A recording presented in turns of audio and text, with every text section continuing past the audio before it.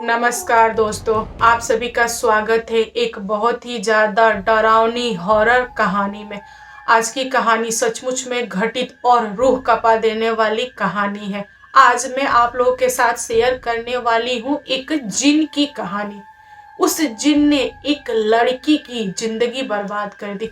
आखिर क्यों किया जिन यह सब कुछ, ये मैं आपको बताने वाली हूँ। मैं आप लोगों से जानना चाहती हूँ कि क्या आप लोगों ने मुझे सब्सक्राइब किया है। जिन लोगों ने मुझे सब्सक्राइब किया है उन्हें दिल से बहुत बहुत धन्यवाद, और जिन लोगों ने नहीं किया है प्लीज सब्सक्राइब कीजिए ताकि इसी टाइप की और भी हॉरर स्टोरी मैं आपके साथ शेयर कर सकूं। दोस्तों, आज की जो कहानी है यह बनारस की घटित कहानी है। आज की कहानी मुझे इंस्टाग्राम पे मिली और इसको भेजने वाली है छाया। छाया जी, आपका बहुत बहुत धन्यवाद। छाया जो है वे बताती हैं कि उनकी बड़ी मौसी ममता नाम की एक लड़की है, उनके साथ यह घटना घटित हुई है। छाया के 3 मौसी और 3 मामा हैं। छाया की जो बड़ी मौसी है उनका नाम है ममता और वह बहुत ही ज्यादा सुंदर है। ममता की माँ और बड़ी माँ दोनों लोग साथ में रहते थे और ममता की बड़ी माँ हमेशा दिखावा करती थी कि हमें तुम लोगों से प्यार है, तुम लोगों के साथ हम मिलजुल के रहना चाहते हैं, लेकिन ऐसा कुछ भी नहीं था। ममता की बड़ी माँ अंदर ही अंदर ममता के माँ बाप, ममता के फैमिली से जलती थी। ममता की बड़ी माँ और उनकी अपनी माँ दोनों लोग बनारस में एक पुश्तैनी घर में रहते थे। ममता के पापा मैनेजर थे और उसी कंपनी में ममता के बड़े पापा एक नॉर्मल से मजदूर थे। और ममता के पापा बहुत ज्यादा पैसा कमाते थे और ये लोग तो धनी मनी थे ही। इन्होंने बहुत सारी प्रॉपर्टी खरीद लिया, बना लिया। इस बात की जलन ममता की बड़ी माँ को था और वह हमेशा से सोचती थी कि कैसे इनके पूरे घर परिवार को मैं बर्बाद कर दूं। धीरे धीरे समय निकला, ममता की एज हो गई थी 21 इयर्स की और ममता के माँ बाप बहुत ज्यादा परेशान थे। लड़का देख रहे थे कि अपनी बेटी की शादी कहाँ कराएं, किससे कराएं। वे लोग ना अच्छा रिश्ता ढूंढ रहे थे। तभी ममता की बड़ी माँ ने बोला कि एक काम करते हैं, इसकी कुंडली हम किसी पंडित को दिखाते हैं, पंडित बताएगा कि रिश्ता क्यों फिक्स नहीं हो रहा है। तो ममता की माँ ने बोला कि ठीक है दीदी, आपको जैसा लगे आप करो। फिर ममता की बड़ी माँ ने एक नकली पंडित को पकड़ा और ममता की कुंडली दिखाई। फिर ममता की माँ से बोला कि देखो, आपकी बेटी की कुंडली में दोष है और पंडित जी ने बताया है कि पीपल के पेड़ में 251 बार इसको जल देना पड़ेगा, तब जाकर जो पीपल देवता है वे खुश हो जाएंगे और इसकी शादी जल्दी से हो जाएगी। तो ममता की माँ ने बोला कि दीदी आपको जैसा ठीक लगे आप कीजिए। ठीक उसके अगले दिन से ममता की बड़ी माँ ममता को लेके जाती थी भरी दोपहरी में एक पीपल के पेड़ के नीचे जल देने के लिए, और यह चीज लगातार चलते रहा। 250 बार जब जल ममता ने डाल दिया पीपल के पेड़ में, तब उसको अजीब गरीब सपने दिखाई देने लगे और उसकी जो बॉडी थी ना इतनी ज्यादा खराब हो गई थी कि वह बेड छोड़ के उठ नहीं पा रही थी। फिर भी ममता की बड़ी माँ जबरन, जो होता है ना आखिरी जल 251वां, वो डलवाने गई। जब ममता जल डाल के आई, बेड पे गिर गई, उसके बाद वो बेहोश हो गई। उसकी बॉडी बहुत ज्यादा वीक हो गई थी। फिर डॉक्टर से दिखाया गया ममता को, तो डॉक्टर ने बोला कि वीकनेस है, सही हो जाएगा, मैं दवा वगैरह दे देता हूँ। डॉक्टर ने पूरा इलाज किया, ममता ठीक हो गई। और यहाँ पर किसी को कुछ भी नहीं पता चला कि आखिर ममता के साथ हुआ क्या था। सबको लगा कि नॉर्मल वीकनेस है, बट ऐसा बिल्कुल भी नहीं था। धीरे धीरे कुछ महीने बीते और ममता के लिए अभी भी रिश्ता ढूंढा जा रहा था, लेकिन ममता की शादी कहीं भी सेट नहीं हुई। इसी बीच ममता ने एक लड़का पसंद कर लिया अपने ही गांव में, और जो लड़का था सेम कास्ट का था जिस कास्ट की ममता थी। इन दोनों में बहुत ज्यादा प्यार हो गया था। ममता चाहती थी शादी करना उस लड़के से, बट ये चीज संभव नहीं हो पा रहा था, क्योंकि ममता जब भी अपने बॉयफ्रेंड से मिलने जाती थी तभी अचानक से उसके बॉयफ्रेंड को चाटे लग जाते थे, वो गिर जाता था, कभी कुछ हो जाता था, कभी कुछ हो जाता था। ममता डर जाती थी, घबरा जाती थी और दौड़ के घर भाग आती थी। ममता ने अपने बॉयफ्रेंड से दूरियां बनाना स्टार्ट कर लिया, क्योंकि इसको लगने लगा था कि मैं ही पनौती हूँ। जब मैं जाती हूँ अपने बॉयफ्रेंड से मिलने के लिए तभी उसको कुछ ना कुछ हो जाता है। एक दिन की बात है, ममता का बॉयफ्रेंड बहुत ही ज्यादा गुस्से में था, क्योंकि ममता बहुत दिनों से मिलने उससे नहीं गई थी। तो उसने प्लान किया कि आज मैं जाऊंगा और ममता के घर पे डायरेक्ट जाकर बोलूंगा कि मुझे इस लड़की से प्यार है, मुझे शादी करना है, हम दोनों तो सेम कास्ट के हैं तो हम लोग कर सकते हैं। उसने ना इस जिद को लेकर बाइक स्टार्ट किया और चल दिया ममता के घर के लिए। रास्ते में अचानक से बहुत भयानक एक्सीडेंट हो गया। उसके बाद वह लड़का चला गया हॉस्पिटल में। जब यह बात ममता को पता चली तो ममता फूट फूट के रोई, और वह भी पूरा का पूरा मन बना ली कि मैं अपने बॉयफ्रेंड से मिलने जाऊंगी, चाहे कुछ भी हो जाए, किसी को भी हमारी इस बात की भनक ही लग जाए, मंजूर है, लेकिन मैं मिलूंगी तो जरूर। यहाँ पे ममता भी तैयार हो गई। बाहर जैसे ही निकलने वाली थी, ममता वहीं पे गिर के बेहोश हो गई। और जब होश में आई तो उसको बिल्कुल भी याद नहीं था कि मेरे साथ क्या हुआ है। उस दिन के बाद से ममता अपने ही कमरे में रहने लगी और अपने बॉयफ्रेंड के बारे में भूल गई। उसको कुछ भी नहीं पता। उसको तो अपने माँ बाप भी याद नहीं रहते थे कि ये मेरे माँ बाप हैं, ये है, ये वो है, कुछ नहीं। चुपचाप अपने कमरे में बैठी है, हमेशा गेट बंद रहता था। जब उसको भूख लगता था गेट खुल जाता था और उसकी माँ यानी ममता की माँ खाना दे देती थी, खा लेती थी ममता, और कमरे में ही सोई रहती थी। हमेशा ममता बीमार रहती थी, उसका जो बॉडी था बहुत ही ज्यादा गर्म रहता था। लोगों को ऐसा लगने लगा था कि ममता का जो मानसिक स्थिति है वो ठीक नहीं है। सारे लोगों ने धीरे धीरे डॉक्टर को दिखाया। डॉक्टर का भी कुछ जवाब नहीं आता था। डॉक्टर बोलता था कि ये ठीक है, इसको फीवर भी नहीं है, फिर भी इसकी बॉडी गर्म है, हमें नहीं समझ रहा है, आपकी बेटी एकदम परफेक्ट है, बढ़िया है। डॉक्टर ने भी मना कर दिया, क्योंकि कोई प्रॉब्लम था ही नहीं, तो डॉक्टर क्या रिप्लाई दे। फिर भी ममता सबसे मिलना जुलना बंद कर दी, कमरे में पड़ी रहती थी। ममता की जो माँ थी बहुत ज्यादा चिंतित रहती थी। वह दिन रात अपनी बेटी के बारे में ही सोचती थी। एक रात की बात है, ममता की माँ उठी वॉशरूम के लिए और अपनी बेटी के कमरे से गुजर रही थी, होता है ना, बाजू से गुजर रही थी। तभी उन्होंने देखा कि एक परछाई है जो मेरी बेटी के करीब जा रहा है। वह रुक गई और देखने लगी कि कहीं मेरी बेटी का अफेयर तो नहीं है ना किसी के साथ।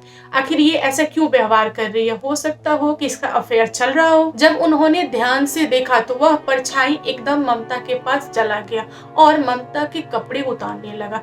तब इनका माथा ठनक गया, क्योंकि कोई भी माँ यह बर्दाश्त नहीं कर सकती कि उसके आंखों के सामने उसके बेटी के साथ कुछ हो।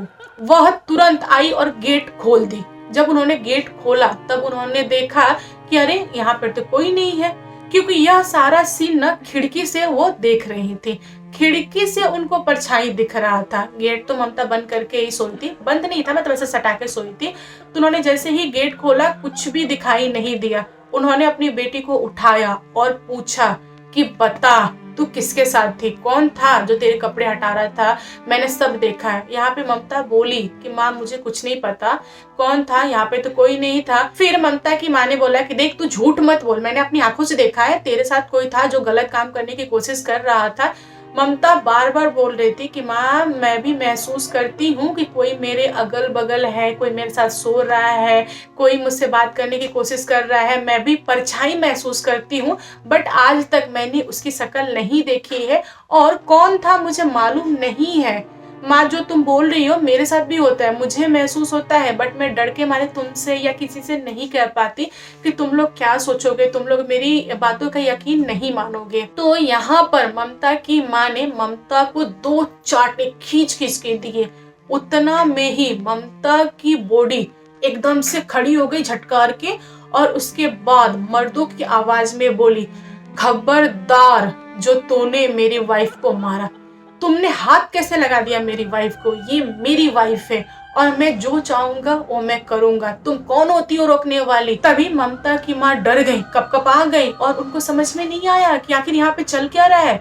उन्होंने डरते हुए पूछा कि कौन हो तुम, क्या चाहते हो मेरी बेटी के साथ। तो उसने बोला कि ज्यादा कुछ नहीं, बस मैं इसके साथ अभी सोना चाहता हूँ, तुम रूम से बाहर निकलो। यहाँ पर ममता की माँ बोली कि नहीं, ऐसा कुछ भी नहीं हो सकता है, मेरे रहते हुए तुम मेरी बेटी के साथ गलत नहीं कर सकते। ममता की माँ गई पकड़ने के लिए बेटी को, तभी उस इंसान ने एक लात मारी और ममता की माँ डायरेक्ट होता ना गेट उससे बाहर जा गिरी और गेट अपने आप बंद हो गया। उसके बाद गेट खुलवाने की बहुत कोशिश की गई बट गेट खुला नहीं। तब ममता की माँ हार मान ली और बोली कि सुबह मैं अपनी बेटी से बात करूंगी। और वह अपने कमरे में चली गई। रात भर रोती रही, सर पीटती रही, बैठी रही, सोचती रही कि आखिर क्या हो रहा है। सुबह हुआ, ममता उठी और ममता से पूछा गया कि बेटा कौन था तुम्हारे कमरे में आया था, सच सच बता। लेकिन यहाँ पर ममता को कुछ भी याद नहीं कि रात में क्या घटना होती है। ममता को तो बिल्कुल भी याद नहीं, सब भूल जाती है। दिन में नॉर्मल रहती है, अपने घर परिवार से काम भर की बातें, वरना शांत रहना। और रात में उसके साथ बहुत कुछ होता था लेकिन उसको कुछ भी याद नहीं। फिर यह सारी की सारी बातें ममता की बड़ी माँ को पता चला तो ममता की माँ ने बोला कि दीदी आप किसी से दिखवाइए, किसी तांत्रिक से, मेरी बेटी का जो जिंदगी है बर्बाद ना हो जाए, इसको किसी भूत प्रेत ने अपने बस में कर लिया है। तो ममता की बड़ी माँ ने बोला कि ठीक है तुम टेंशन मत लो, मैं दिखवाती हूँ, मैं जानती हूँ बहुत सारे तांत्रिक वगैरह को। तो ममता की बड़ी माँ ने नकली नकली तांत्रिक से ममता को दिखवाया और वहां पर कोई भी हल नहीं मिला। उसके बाद ममता की जिंदगी तो बस ऐसे ही कट रही थी। 2-3 महीने बाद ममता की बड़ी माँ किसी काम से बाहर गई हुई थी। तभी ममता की माँ को किसी के द्वारा पता चला कि बनारस में एक मजार है, वहां पर अगर आप अपनी बेटी को ले जाओगे तो वह ठीक हो जाएंगी। तो ममता की माँ ने डिसाइड किया कि मैं अपनी बेटी को मजार पे ले जाऊंगी और दिखवाती हूँ, शायद वहां जाने के बाद से कुछ सही हो जाए। यह अपनी बेटी को बोली कि बेटा चल बाहर चलना है। तो बेटी ने मना कर दिया, बोला कि नहीं हमको नहीं जाना। तो इन्होंने जबरन अपनी बेटी को पकड़ा, गाड़ी में रखा और उसके बाद लेके गई। पहले तो ममता मजार के अंदर घुस नहीं रही थी, जबरन उसको मजार के अंदर घुसवाया गया। जैसे ही मजार के अंदर घुसी तब भी उसका ओरिजिनल रूप बाहर आया। तब सारे लोगों ने देखा कि ममता के ऊपर कोई नॉर्मल भूत प्रेत वगैरह नहीं है, वह एक जिन था। जिन चिल्ला चिल्ला के बोल रहा था कि मैंने मना किया था ना, तुम लोग मुझे यहाँ मत लेके आओ, तुम लोग मुझे यहाँ ले आए हो तो अब तुम लोग सुन लो, कान खोलकर सुन लो। मुझे इस लड़की ने प्रसन्न किया हुआ है, इसलिए मैं इसके साथ हूँ और मैंने इससे शादी की हुई है, यह मेरी बीवी है। तो ममता के माँ ने पूछा कि कैसे, हमें बताओ तुम कैसे आए।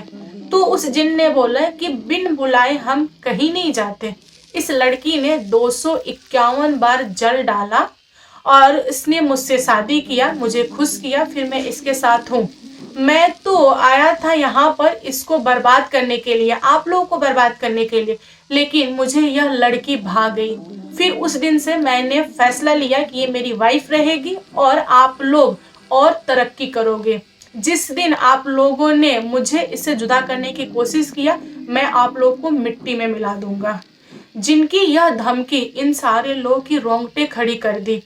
फिर ममता की माँ ने बोला कि प्लीज आप ऐसा मत कीजिए, यह सब कुछ किसने करवाया बताइए मुझे।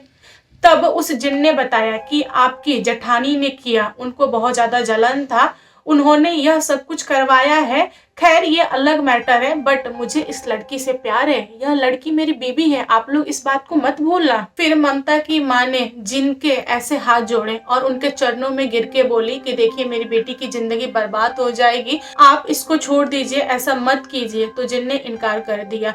तब यहाँ पर किसी के पास कोई भी ऑप्शन नहीं था। तो ममता की माँ ने जिनसे वादा लिया कि आप मुझसे वादा कीजिए कि आप ममता के साथ रहेंगे हमेशा, ये ठीक है, बट कभी भी उसको माँ नहीं बनाएंगे, क्योंकि हमारी इज्जत है समाज में और ममता के नीचे बहुत सारे भाई बहन हैं, उनकी शादी नहीं हो पाएगी। आप मुझे वादा कीजिए, तब मैं कभी भी आपके और आपकी बीवी के बीच में मैं नहीं आऊंगी। तब जिन ने बोला कि ठीक है मैं ये वादा दे सकता हूँ, लेकिन हमेशा याद रखना कि तुम कभी भी कोई भी उटपटांग काम नहीं करोगी। मुझे यह लड़की और जिस कमरे में यह लड़की रह रही है, मुझे ये कमरा पसंद है। मैं दिन में तो नहीं रह सकता इसके साथ, बट मैं रात में आया करूंगा और मुझे कोई भी रोकेगा टोकेगा नहीं, और कोई भी पूजा पाठ करेगा घर में तो मुझे शामिल नहीं करेगा, क्योंकि मेरी मर्जी नहीं है, मेरी दुनिया अलग है, मैं उसके साथ ऐसा ही रहूंगा। तब ममता की माँ ने इस बात को माना। फिर ममता को लेकर अपने घर आई और यह बात ममता के बॉयफ्रेंड को जब पता चला कि उसके साथ जिन है, तब उस लड़के ने बोला कि ठीक है, मुझे कोई प्रॉब्लम नहीं है, एक काम करता हूँ, मैं पूरी लाइफ ममता का वेट करूंगा। अगर ममता मुझसे शादी करेगी तो मैं करूंगा, नहीं करेगी तो मैं नहीं करूंगा। मैं पूरी लाइफ उसके प्यार में ही रहूंगा, कभी भी किसी और लड़की से शादी नहीं करूंगा, क्योंकि मैं ममता से सचमुच में प्यार करता हूँ। और यहाँ पर यह सीन था कि दिन में ममता अपनी बॉयफ्रेंड को याद करती थी और रात में जिन आ जाता था अपनी वाइफ के पास। ये जो इन लोगों का प्यार मोहब्बत था ना, ये ट्रायंगल हो गया था और ऐसी ही लाइफ इन लोगों की कट रही थी। धीरे धीरे लोगों को पता चला कि ममता की जो मानसिक स्थिति है ना, वो ठीक नहीं है। फिर ममता के नीचे जितने भी भाई बहन थे, उन सब की धीरे धीरे शादी हो गई और आज भी ममता कुंवारी है। कुंवारी तो नहीं बोल सकते, जिनसे शादी हुई है उनकी, लेकिन हम जिस समाज में रहते हैं उसके हिसाब से वह आज भी कुंवारी है और इस बात को छुपाकर रखा गया है। ममता की जो एज है अभी मेरे ख्याल से 40-45 के आसपास होगी। छाया बताती है कि उनकी मौसी के साथ आज भी जिन रहता है और जब भी छाया अपनी मौसी के पास जाती है ना, उनकी बॉडी हिट मारती है, बहुत ज्यादा गरम गरम सा फील होता है सबको और वह आज भी अकेली रहती है। पता नहीं जिन कब अपनी वाइफ को छोड़ेगा ये भी मालूम नहीं। और ममता के बॉयफ्रेंड ने तो कभी शादी की नहीं, बस ऐसे ही उन लोगों की कट रही है और ये जो घटना है अभी भी चल रहा है। तो दोस्तों, इस पर आप लोगों की क्या राय है कमेंट करके बताइएगा। वीडियो पसंद आए तो लाइक एंड शेयर कीजिएगा और मेरे चैनल पे न्यू आए हो तो चैनल को सब्सक्राइब करना। एंड अगेन थैंक यू छाया जी। दोस्तों, इसी टाइप की अगर आप लोग के पास हॉरर स्टोरी हो तो आप लोग मुझे इंस्टाग्राम पे लिख के भेजिएगा। नेक्स्ट डे में आपकी स्टोरी सुनाऊंगी। Bye bye, thank you, bye bye.